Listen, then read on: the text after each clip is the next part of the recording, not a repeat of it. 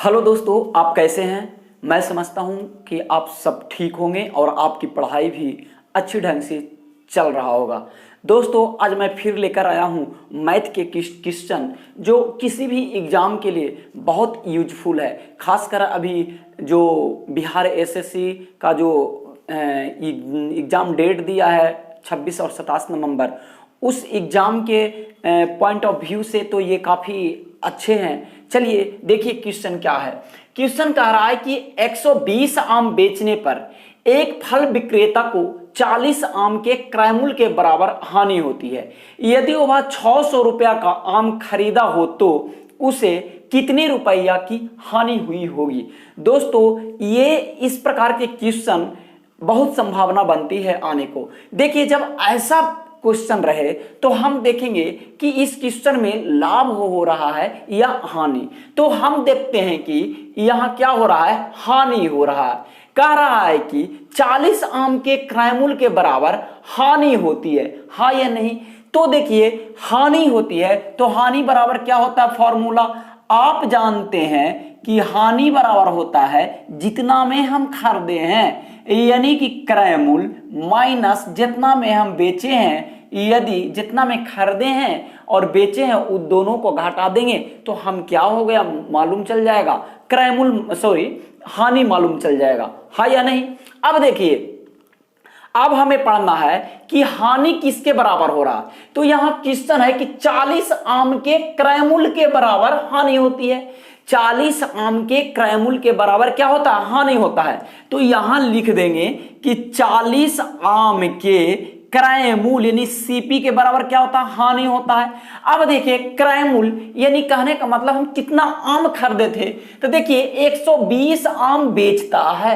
यदि 120 आम कोई व्यक्ति बेच रहा है, उसका मतलब है कि जरूर वो 120 आम खरीदा होगा।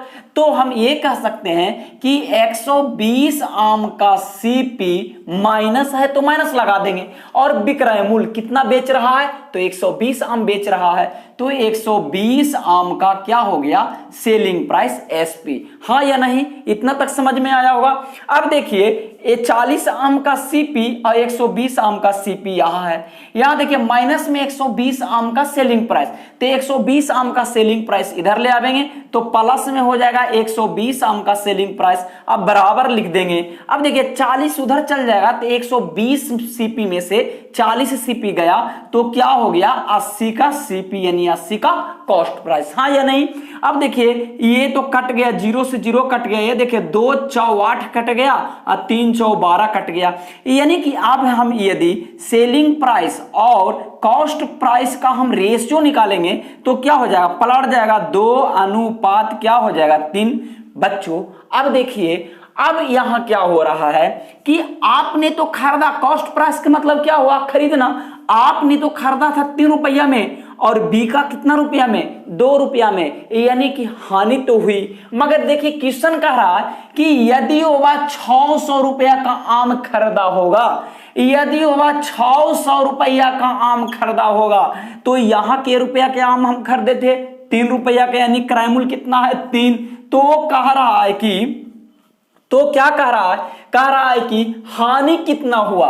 तो देखिए, हानि कितना हो गया, यानी 3 रुपया के चीज 2 रुपया में बिकाते, यानी कि 1 रुपया का हानि हुआ। तो 1 से गुना कर दीजिए, यानी 3 दूनी 6, यानी कितना हो गया, 200 रुपया का क्या हो गया, हानि हो गया। यानी हम कह सकते हैं कि option number A is right answer. समझ में आया। चलिए अगले क्वेश्चन की ओर हम लोग, कि 6 वर्षों में किसी निश्चित दर से किसी राशि पर साधारण ब्याज उस राशि का 29% है।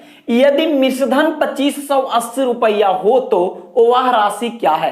दोस्तों, इस वीडियो को आप शुरू से लास्ट तक देखें तो हम समझते हैं कि इन सारे क्वेश्चन को आपको पूरी आसान तरीका से समझ में आएगा। देखिए, क्वेश्चन कह रहा है कि मिश्रधन 2580 रुपया हो जाएगा। मिश्रधन क्या हो जाएगा, 2580 रुपया हो जाएगा। चलो भाई, अब देखिए, कह रहा है 6 वर्ष, समय 6 वर्ष है, किसी निश्चित दर से किसी राशि पर। अब राशि क्या है, यानी मूलधन क्या है हमें पता नहीं है, मगर अमाउंट दिया है कि 2580 रुपया क्या हो जाता है। अब देखिए, यदि मान लिया कि जो राशि है, मूलधन है, जो 100 यदि है, 100 रुपया है, तो कह रहा है साधारण ब्याज है जो उस राशि का 29% है। यदि हमारे पास मूलधन 100 रुपया है तो उस राशि का 29% क्या है? सिंपल इंटरेस्ट यानी साधारण ब्याज। यानी कि हम देखते हैं कि 100 रुपया तो मूलधन हो गया और 100 का 29% ब्याज हो गया, यानी कि 29 रुपया ब्याज हो गया। यानी टोटल देखते हैं मिश्रधन तो 100 रुपया मूलधन और 29 रुपया ब्याज, यानी कि 129 रुपया हो जाता है। जबकि यहां टोटल मिश्रधन दिया हुआ है 2580 रुपया। हमारे तरफ से क्या आ गया? 129 रुपया। और गुना क्या निकालना है? कह रहा है तो वह राशि क्या है? तो हमने उस राशि को क्या माना था? हमने उस राशि को कितना माना था? हमने 100 रुपया माना था। यानी कि वह राशि कितना है? 100 रुपया है। अब इसे कट देंगे, काट देंगे, काटने के बाद जो आंसर आएगा वही आंसर हो जाएगा।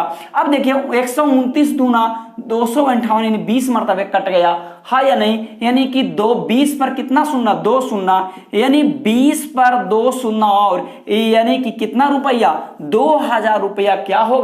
वह राशि होगा। हाँ दोस्तों, समझ में आया होगा। चलिए अगला क्वेश्चन की ओर हम चलते हैं कि दो संकेंद्री वृत्तों की परिधि क्रमशः 176 सेंटीमीटर तथा 132 सेंटीमीटर है।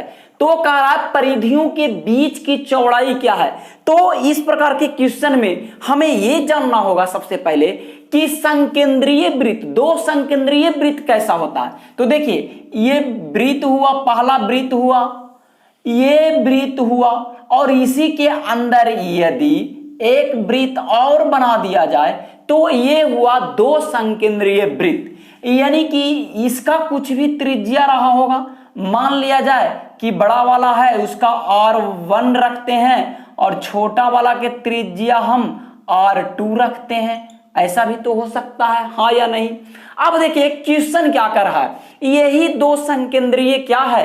वृत्त है। यहां मान लिए कि केंद्र O है, O से हम सूचित करते हैं। चलिए क्वेश्चन क्या कहता है? कह रहा दो संकेंद्रीय वृत्तों की परिधि, यानी वृत्त की परिधि कहने का मतलब कि ये घेरा है जो वृत्त की क्या कहलाती है? परिधि कहलाती है। कह रहा है कि 176 सेंटीमीटर है और 132 सेंटीमीटर है। यानी 176 यानी बड़ा के बड़ा होगा और छोटका के छोटका होगा। ऑटोमेटिक है कि बड़ा है तो उसका परिधि ज्यादा बड़ा होगा और छोटा है तो उसकी परिधि छोटा होगा, हाँ या नहीं? यानी कि कह रहा है कि 176 और 132 सेंटीमीटर है। तो कह रहा परिधियों के बीच की चौड़ाई क्या है?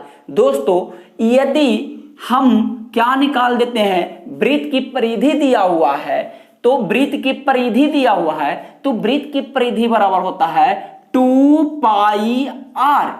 अब देखिए यदि वृत्त की परिधि दिया हुआ है यानी r कहने का मतलब बड़ा वाला R1, तो इसका कितना मान दिया हुआ है? 176।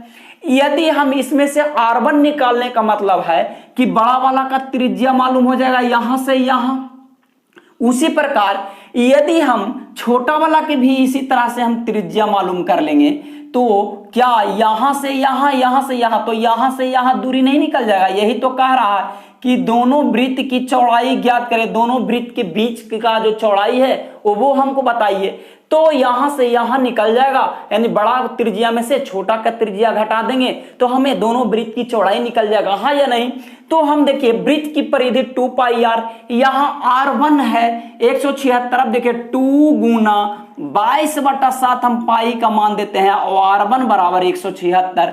अब देखिए 22 से काटेंगे यानी कि 22 से काटेंगे यानी 22 8 ही कितना 176 होता है, 8 दूनी 16, 8 दूनी 16 1 17, यानी 22 से काटेंगे तो 8 मरतबे कटेगा। यहां देखिए 2 चौ 8, यानी कि R1 जो निकला वो 28 सेंटीमीटर क्या निकला कि इसका त्रिज्या हो गया।